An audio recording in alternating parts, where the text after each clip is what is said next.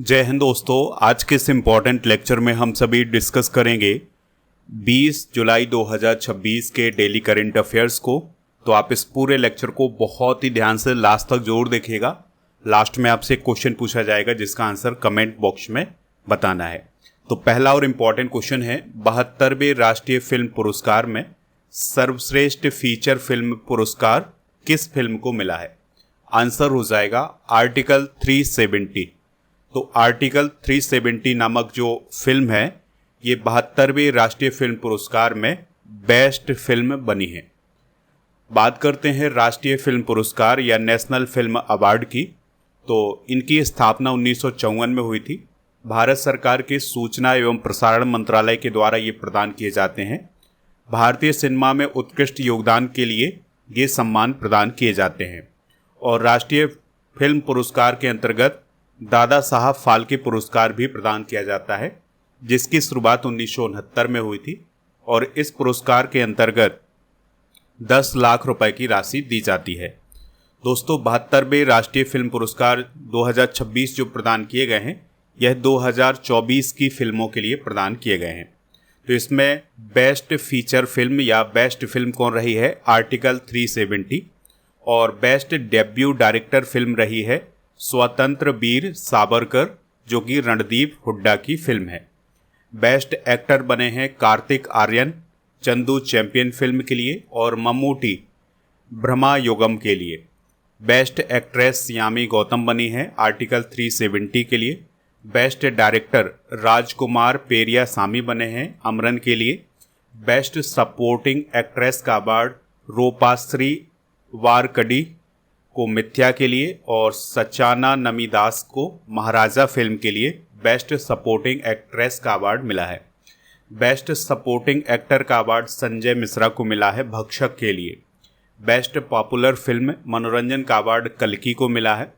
और राष्ट्रीय और सामाजिक मूल्यों पर बेस्ट फिल्म का अवार्ड कैप्टन मिलर को। बेस्ट स्क्रीन प्ले का अवार्ड सुकुमार को मिला है पुष्पा 2 के लिए। बेस्ट लिरिक्स का अवार्ड मनोज मुंतशिर को मिला है मैदान के लिए। बेस्ट मेल प्लेबैक सिंगर का अवार्ड अभय जोधपुरकर को मिला है। और बेस्ट फीमेल प्लेबैक सिंगर का अवार्ड वैकोम विजय लक्ष्मी को मिला है। इसके अलावा रीजनल फिल्मों को भी ये अवार्ड प्रदान किए जाते हैं। तो बेस्ट हिंदी फिल्म श्रीकांत बनी है, इसमें आप स्टार कर लें, ये क्वेश्चन आपके एग्जाम में पूछा जा सकता है। Best Malayalam film Feminichi Fathima बनी है। Best Marathi film Mukkam post Bombilwadi बनी है। Best Tamil film Raayan. Best Telugu film committee Kurrollu बनी है। बेस्ट गुजराती फिल्म मारान बनी है। Best Manipuri film Sunita. और बेस्ट तुलु फिल्म का अवार्ड इम्बू को मिला है। Special mention award Captain Miller को मिला है और मैया झागन को मिला है। दोस्तों, इसमें गैर फीचर फिल्मों को भी अवार्ड प्रदान किए गए हैं। तो सर्वश्रेष्ठ गैर फीचर फिल्म का अवार्ड भंगार को मिला है, जिसकी निर्देशक सुमीरा रॉय हैं। दोस्तों, गैर फीचर फिल्म कौन सी फिल्में होती हैं? तो ये जो फिल्में होती हैं ये सत्य घटना पर आधारित होती हैं और 30 से 40 मिनट की ये फिल्में होती हैं। यानी कि इसमें कहानी को बनाया नहीं जाता है, बल्कि जो सत्य घटना होती है उस पर आधारित ये फिल्में होती हैं। सत्य घटना को ही इसमें दिखाया जाता है। और गैर फीचर फिल्म की कैटेगरी में सर्वश्रेष्ठ निर्देशन का अवार्ड मिला है आनंद एल राय को। अगले क्वेश्चन की तरफ बढ़ते हैं। क्वेश्चन काफ़ी इंपॉर्टेंट है। Japan open super 750 badminton tournament जीतने वाली पहली भारतीय कौन बनी है? तो पीवी सिंधु बनी है। तो दोस्तों, पीवी सिंधु ने Japan open super 750 badminton tournament जीत लिया है और वो ये टूर्नामेंट जीतने वाली पहली इंडियन बनी है। उन्होंने जापान की अकाने यामागुची को हराया है। ठीक है, ये पॉइंट भी आप नोट कर लीजिएगा। पीवी सिंधु के बारे में अगर हम बात करें तो इनका जो पूरा नाम है वो है पुसेला वेंकट सिंधु। इन्होंने 2016 के रियो ओलंपिक में सिल्वर मेडल और 2020 में टोक्यो ओलंपिक के अंदर ब्रॉन्ज मेडल जीता है। विश्व चैंपियनशिप की बात करें तो इन्होंने 2019 में विश्व चैंपियनशिप यानी जो बैडमिंटन की विश्व चैंपियनशिप होती है उसमें उन्होंने गोल्ड मेडल हासिल किया है और वो पहली भारतीय महिला विश्व चैंपियन भी हैं। 2017 के अंदर और 2018 के अंदर इन्होंने विश्व चैंपियनशिप में सिल्वर मेडल हासिल किया है। इनको कौन कौन से सम्मान मिले हैं, तो पद्म विभूषण 2020 में, पद्मश्री 2015 में और अर्जुन पुरस्कार 2013 में मिला था और राजीव गांधी खेल रत्न पुरस्कार 2016 में मिला था। राजीव गांधी खेल रत्न पुरस्कार को अब मेजर ध्यानचंद खेल रत्न पुरस्कार भी बोला जाता है। हाल ही में राष्ट्रीय अल्पसंख्यक आयोग के नए अध्यक्ष कौन बने हैं?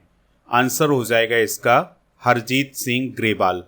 तो दोस्तों, पंजाब से आने वाले हरजीत सिंह ग्रेवाल जो हैं वो राष्ट्रीय अल्पसंख्यक आयोग के अध्यक्ष बन गए हैं, बीजेपी के लीडर हैं और उन्होंने राष्ट्रीय अल्पसंख्यक आयोग के अध्यक्ष के रूप में इकबाल सिंह लालपुरा का स्थान लिया है।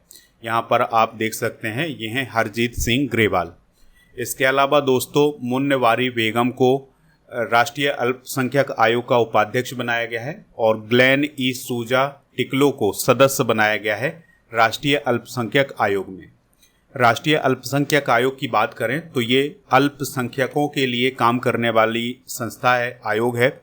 1992 में इसकी स्थापना हुई थी और अल्पसंख्यकों के संवैधानिक और कानूनी अधिकारों की रक्षा करना इसका काम है और इसमें मुस्लिम, ईसाई, सिख, बौद्ध, पारसी और जैन ये अल्पसंख्यक समुदाय हैं। इनके हितों की रक्षा करना इस आयोग का प्रमुख काम है। अगले क्वेश्चन की तरफ बढ़ते हैं। कॉमनवेल्थ गेम्स 2026 के उद्घाटन समारोह में भारत के ध्वजवाहक कौन होंगे? आंसर हो जाएगा इसका मीराबाई चानू और लवलीना बोरगोहेन। तो मीराबाई चानू एक वेट लिफ्टर हैं और लवलीना बोरगोहेन एक बॉक्सर हैं। तो ये दोनों कॉमनवेल्थ गेम्स 2026 के अंदर उद्घाटन समारोह में भारत के ध्वजवाहक के रूप में काम करेंगी। ठीक है। और जो कॉमनवेल्थ गेम्स 2026 है इसका आयोजन ग्लासगो स्कॉटलैंड में किया जाना है 23 जुलाई से लेकर के 2 अगस्त 2026 के बीच में। मीराबाई चानू की बात करें तो ये वेट लिफ्टिंग यानी भारोत्तोलन से संबंधित हैं। इन्होंने टोक्यो ओलंपिक 2020 के अंदर सिल्वर मेडल जीता था 49 किलोग्राम भार वर्ग में। कॉमनवेल्थ गेम्स 2018 में गोल्ड और 2022 में सिल्वर जीता था।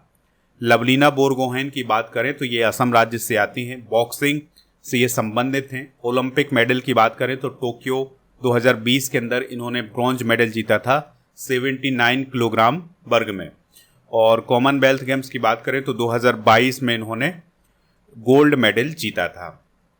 कॉमनवेल्थ गेम्स की भी बात कर लेते हैं तो 1930 से इसकी शुरुआत हुई थी और पहली बार इनका जो आयोजन है ये हैमिल्टन कनाडा में किया गया था और शुरुआत में इन खेलों का नाम था ब्रिटिश एम्पायर गेम्स। तो 1930 से 1950 तक यही नाम चलता रहा। फिर 1950 के बाद इनका नाम कॉमनवेल्थ गेम्स कर दिया गया और इनका आयोजन हर 4 साल में किया जाता है और इनका आयोजन कॉमनवेल्थ गेम्स फेडरेशन के द्वारा किया जाता है। 2022 के जो कॉमनवेल्थ गेम्स हैं ये बर्मिंघम इंग्लैंड में आयोजित किए गए थे, 2026 वाले ग्लासगो स्कॉटलैंड में और 2030 के अहमदाबाद भारत में आयोजित किए जाएंगे। ठीक है, तो 2030 वाला जरूर याद रखिएगा। अगले क्वेश्चन की तरफ बढ़ते हैं। वेस्ट इंडीज के महान क्रिकेटर सर गैरी सोबर्स का निधन कब हुआ है? तो 17 जुलाई 2026 को वेस्ट इंडीज के महानतम क्रिकेटर सर गैरी सोबर्स का निधन हुआ है। दोस्तों, इनके बारे में आप जरूर याद रखिएगा क्योंकि इनसे रिलेटेड क्वेश्चन एग्जाम में जरूर बनेगा, क्योंकि एक महान हस्ती रहे हैं और क्रिकेट में इनका बड़ा नाम रहा है। तो इनका हाल ही में निधन हुआ है। तो ये वेस्ट इंडीज की तरफ से क्रिकेट खेलते रहे हैं।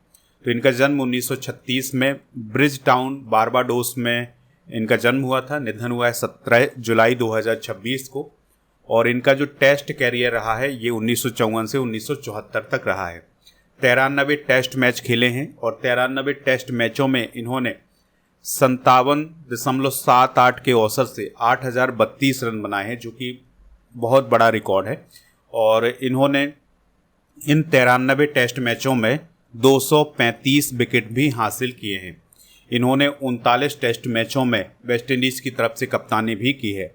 इनका जो पहला टेस्ट शतक था ये 1958 में आया था पाकिस्तान के खिलाफ और पहले टेस्ट मैच में उन्होंने 365 रन की नाबाद पारी खेली थी। हालांकि उनका जो 365 रन का जो स्कोर है वो 36 साल तक विश्व रिकॉर्ड रहा, जिसे 1994 में ब्रायन लारा के द्वारा तोड़ा गया था और ब्रायन लारा भी वेस्ट इंडीज़ की तरफ से ही खेलते हैं। दोस्तों, विशेष उपलब्धि की बात करें तो 1968 में प्रथम श्रेणी क्रिकेट में पहली बार 6 छक्के लगाए थे इन्होंने एक ओवर के अंदर, और आईसीसी हॉल ऑफ फेम में इन्हें 2009 में शामिल किया गया था। और दोस्तों, आईसीसी के द्वारा एक अवार्ड दिया जाता है, एक ट्रॉफी प्रदान की जाती है जिसे सर गारफील्ड सोबर्स ट्रॉफी बोला जाता है। ये इन्हीं के नाम पर दी जाती है और इन्हें नाइटहुड की उपाधि 1975 में मिली थी क्रिकेट में योगदान के लिए। अगले क्वेश्चन की तरफ बढ़ते हैं। क्वेश्चन क्या है, भारत का पहला प्राइवेट ऑर्बिटल रॉकेट कौन सा है जिसे हाल ही में लॉन्च किया गया है? तो उसका नाम है विक्रम फर्स्ट। तो दोस्तों, भारत का पहला private orbital rocket Vikram first सफलतापूर्वक हाल ही में लॉन्च किया गया है और इसको सतीश धवन स्पेस सेंटर श्रीहरिकोटा आंध्र प्रदेश से लॉन्च किया गया है 18 जुलाई 2026 को दोपहर में 12:05 पर। और इसको लॉन्च करने के लिए कौन सा मिशन चलाया गया था? तो मिशन आगमन चलाया गया था।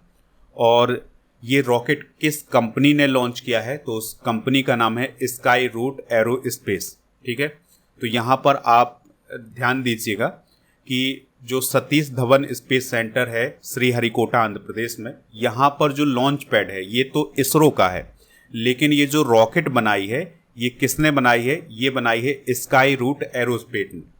तो जो लॉन्च पैड का यूज किया गया है ये इसरो की मदद से किया गया है। ठीक है, तो लॉन्च पैड रहा है इसरो का और रॉकेट किसकी रही है? स्काई रूट एरोस्पेस कंपनी की। दोस्तों, आपको याद रखना है कि भारत निजी ऑर्बिटल लॉन्च क्षमता वाला तीसरा देश बन गया है। इससे पहले ये क्षमता अमेरिका और चाइना के पास थी, अब भारत के पास भी आ गई है। यानी कि अब भारत की जो निजी स्पेस कंपनियां हैं वो भी रॉकेट लॉन्च करेंगी, यानी अब उनके द्वारा भी उपग्रह लॉन्च किए जाएंगे। और दोस्तों, ये जो रॉकेट है ये 450 किलोमीटर की ऊंचाई यानी कि जो ऑर्बिट होता है वो वहाँ तक पहुँची हैं। और इसके महत्वपूर्ण फैक्ट की बात करें तो ये जो रॉकेट गई थी इसमें doctor Vikram Sarabhai, doctor APJ Abdul Kalam और सर सीवी रमन की बहुत छोटी छोटी सी मूर्तियाँ भी थी। इसके अलावा प्रधानमंत्री मोदी जी द्वारा हाथ से लिखा गया एक पोस्ट कार्ड भी इसमें शामिल किया गया था। ठीक है, और दोस्तों, इस रॉकेट का जो नाम है विक्रम फर्स्ट, ये किसके नाम पर रखा गया है? तो ये रखा गया है डॉक्टर विक्रम साराभाई के नाम पर। तो भारत में अंतरिक्ष कार्यक्रम के जो जनक हैं वो डॉक्टर विक्रम साराभाई कहे जाते हैं, तो उन्हीं के नाम पर इस रॉकेट का नाम क्या रखा गया है?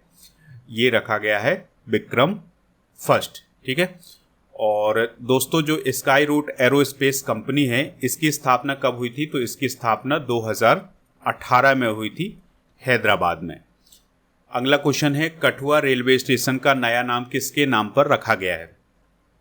आंसर हो जाएगा शहीद कैप्टन सुनील कुमार चौधरी के नाम पर। तो कठुआ जो है वो कहाँ पर है? जम्मू कश्मीर में है। ठीक है, और वहाँ का जो रेलवे स्टेशन है उसका नाम शहीद कैप्टन सुनील कुमार चौधरी के नाम पर रखा गया है। ठीक है, और ये जो रेलवे स्टेशन है ये उत्तरी रेलवे के अंतर्गत आता है और ये जम्मू डिवीज़न के अंतर्गत आता है। अगला क्वेश्चन है, किस झील के पारिस्थितिक पुनरुद्धार के बाद कई लुप्त प्राय प्रवासी पक्षियों की वापसी हुई है? तो दोस्तों, जो मानस बल झील है यहाँ पर पारिस्थितिक पुनरुद्धार किया गया है, यानी कि यहाँ पर प्रवासी पक्षियों के लिए एक वातावरण तैयार किया गया है। ठीक है, तो जो प्रवासी पक्षी हैं यहाँ पर फिर से वापस आ रहे हैं। मानस बल झील की बात करें तो ये गांदरबल जिला जम्मू कश्मीर में स्थित है और ये झरना आधारित मीठे जल की क्षारीय झील है और इसकी गहराई लगभग 13 मीटर है। भारत की सबसे गहरी मीठे जल की झील है। इसे कश्मीर की झीलों का सर्वोच्च रत्न भी कहा जाता है और झील 23 परिवारों से संबंधित 46 से अधिक पक्षी प्रजातियों का आवास स्थल है। अगले क्वेश्चन की तरफ बढ़ते हैं। क्वेश्चन क्या है, बैडमिंटन विश्व चैंपियनशिप 2026 के शुभंकर का क्या नाम रखा गया है? तो उसका नाम पीको रखा गया है। तो दोस्तों, बैडमिंटन विश्व चैंपियनशिप 2026 के शुभंकर को हाल ही में लॉन्च किया गया है, नाम रखा गया है पीको और इसका अनावरण किया है डॉक्टर मनसुख मांडविया जी ने, जो कि केंद्रीय युवा कार्य और खेल मंत्री हैं। जो ये चैंपियनशिप है, इसका आयोजन बैडमिंटन वर्ल्ड फेडरेशन के द्वारा किया जाना है और इसका आयोजन नई दिल्ली में होगा 17 से 23 अगस्त के बीच में। बैडमिंटन वर्ल्ड फेडरेशन की बात करें तो 1934 में इसकी स्थापना हुई थी। कुआलालंपुर मलेशिया में इसका मुख्यालय है और विश्व स्तर पर बैडमिंटन की ये सर्वोच्च संस्था है। अगला क्वेश्चन है, हाल ही में कोडेक्स एलिमेंटेरियस कमीशन के 49वें सत्र में किन 3 मसालों के लिए वैश्विक खाद्य मानक अपनाए गए हैं? आंसर हो जाएगा बड़ी इलायची, धनिया और वेनिला। तो दोस्तों, हाल ही में कोडेक्स एलिमेंटेरियस कमीशन ने 3 मसालों के लिए वैश्विक मानक अपनाए हैं और ये जो मसाले हैं इसमें बड़ी इलायची है और धनिया है, वेनिला है। ये मानक अंतर्राष्ट्रीय व्यापार में गुणवत्ता, सुरक्षा और एक रूपता सुनिश्चित करेंगे, यानी कि इन 3 मसालों के लिए एक जैसे गुणवत्ता के मानक स्थापित किए जाएंगे। ठीक है। भारत बड़ी इलायची और धनिया का प्रमुख उत्पादक और निर्यातक भी है, इस पॉइंट को भी आप याद रखिएगा। तो ये थे आज के करेंट अफेयर्स के क्वेश्चन। आप स्टडी करके ऐप को इंस्टॉल कर लें। प्रीमियम कोर्स वाले ऑप्शन पर जाएं, लुसेंट का कोर्स आप यहां से प्राप्त कर सकते हैं। अर्जुन जीएस फाउंडेशन बैच भी आप यहां से प्राप्त कर सकते हैं। प्रीमियम कोर्स वाले ऑप्शन पर आपको बहुत सारे कॉम्बो पैक मिल जाएंगे, तो कॉम्बो पैक भी आप ज्वाइन कर लें। और दोस्तों, जो मंथली करेंट अफेयर्स की ई बुक होती है उसका पैकेज भी आपको यहाँ पर मिल जाएगा। टेस्ट सीरीज वाले ऑप्शन पर आपको टेस्ट मिल जाएंगे। ई बुक वाले सेक्शन पर आपको monthly current affairs, yearly current affairs, half yearly current affairs, इन सभी की ई बुक मिल जाएगी। कल के करंट अफेयर्स को रिवाइज करते हैं। हाल ही में यूएस फेडरल रिजर्व की 5 सदस्यीय high level review task force में किसे नियुक्त किया गया है? Raghuram Rajan. Exercise pitch black 2026 का आयोजन किस देश में हुआ है? ऑस्ट्रेलिया। हाल ही में चर्चा में रहा मालवन युद्धपोत का निर्माण किसने किया है? Cochin shipyard limited. कांग चिंगवा उत्सव किस राज्य में मनाया गया है? मणिपुर। और आईसीसी की नवगठित गवर्नेंस रिव्यू कमेटी का चेयरमैन किसे नियुक्त किया गया है? Devajit Saikia. Operation southern readiness 26-2 का आयोजन किसने किया है? भारतीय नौसेना। हाल ही में लॉन्च किया गया EVSP पोर्टल का पूरा नाम क्या है? इलेक्ट्रॉनिक विधि साहित्य प्रकाशन पोर्टल। माई भारत राष्ट्रीय युवा स्वयंसेवक सम्मेलन 2026 का आयोजन किस विभाग के द्वारा किया गया है? युवा मामले विभाग के द्वारा। कौशल सेतु और कौशल सारथी पोर्टल किस राज्य में लॉन्च किए गए हैं? उत्तर प्रदेश। और नेल्सन मंडेला अंतर्राष्ट्रीय दिवस कब मनाया जाता है? 18 जुलाई को। तो कल के करेंट अफेयर्स में आपसे जो क्वेश्चन पूछा गया था उसका आंसर था इंग्लैंड, तो लगभग सभी लोगों ने इसका आंसर इंग्लैंड बताया हुआ है। आज आपके लिए क्वेश्चन है, भारत का पहला प्राइवेट ऑर्बिटल रॉकेट कौन सा है जिसे हाल ही में लॉन्च किया गया है? जो भी इसका राइट आंसर हो कमेंट बॉक्स में हमें ज़रूर बताइएगा।